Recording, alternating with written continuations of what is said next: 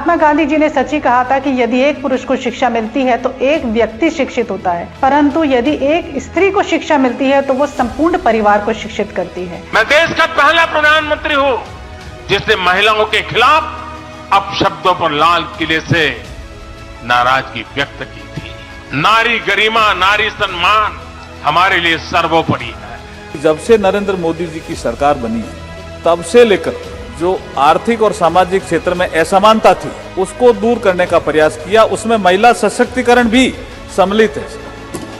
प्रधानमंत्री जी ने कहा है कि हम वुमेन डेवलपमेंट से वुमेन लेड डेवलपमेंट की ओर तेजी से बढ़ रहे हैं। जो महिलाएं पानी लेने के लिए कई किलोमीटर तक जाती थी, बोझ उठा के लाती थी और WHO कहती है कि 5.5 करोड़ घंटे रोज उनके पानी के लिए जाती थी। महिला सशक्तिकरण की बात जब करते हैं दुनिया, तो मोदी साहब महिला सशक्तिकरण के ऊपर काम भी करते हैं। एक ही योजना के साथ महिलाओं के 5.5 करोड़ घंटे रोज के बचे हैं, जो अपने फैमिली के लिए, अपने बच्चों के लिए, उनके एजुकेशन के लिए या आर्थिक उपार्जन के लिए वो समय वो उसके खर्च कर सकती है। इतना बहुत बड़ा फायदा उसमें हुआ। प्रधानमंत्री जी इस मंत्र को अच्छी तरह समझते हैं, इसीलिए महिला सशक्तिकरण के लिए वो अनगिनत स्कीम्स देकर आए और इसी के साथ साथ कानूनी तौर पर संविधान में भी ऐसी व्यवस्था की जिससे ओवरऑल डेवलपमेंट उनका कानूनी अधिकार बन सके।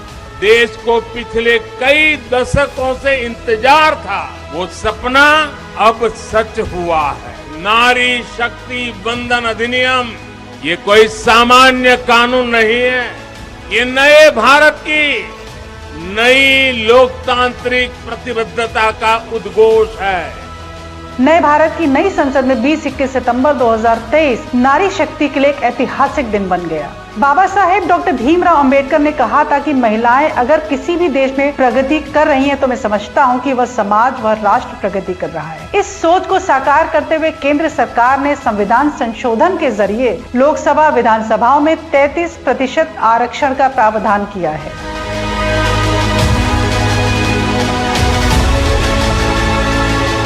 नारी शक्ति वंदन अधिनियम भारत के विकास में नारी शक्ति की भूमिका को निर्धारित करेगा। कभी राजनीति और सत्ता को सर्वोपरि मानकर जिस बिल को दशकों तक लटकाया गया था, या यूं कहें कि केवल बातें ही, उसे प्रधानमंत्री नरेंद्र मोदी जी ने यथार्थ बना दिया।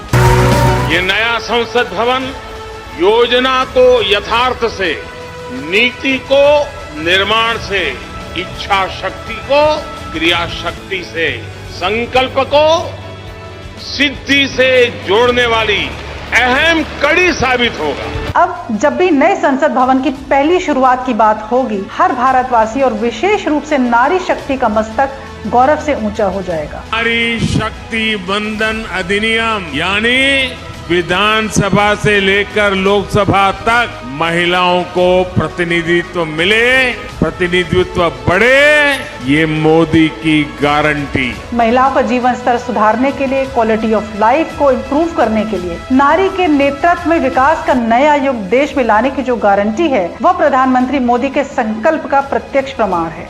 और ये नारी शक्ति वंदन अधिनियम भारत के विकास की, विकसित भारत की भी गारंटी है। वर्ष 2047 तक के अमृत काल में विकसित भारत के निर्माण में मील का पत्थर सिद्ध होगा। यह 140 करोड़ की आबादी में 50% भागीदारी रखने वाली मातृशक्ति का सच्चे अर्थ में सम्मान है। हमने एक एक करके ऐसी बहुत सारी योजनाएं बनाई जिससे परिवार में रहने वाले हर महिला का जीवन आसान हो। मोदी जी के नेतृत्व में भारतीय जनता पार्टी की सरकार में महिलाओं के सशक्तिकरण के लिए अनगिनत ऐसे एक्ट में अमेंडमेंट हुए, अनगिनत ऐसी योजनाएं लागू की गई जिसने महिला सशक्तिकरण को सुनिश्चित किया।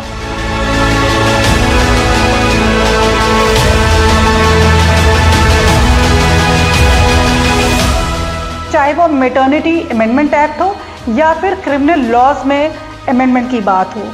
इसी के साथ साथ मुस्लिम महिलाओं को भी 3 तलाक के बिल ने एक नई दिशा और दशा प्रदान की है। महिला सशक्तिकरण राजनीतिक मुद्दा नहीं बल्कि एक संकल्प है।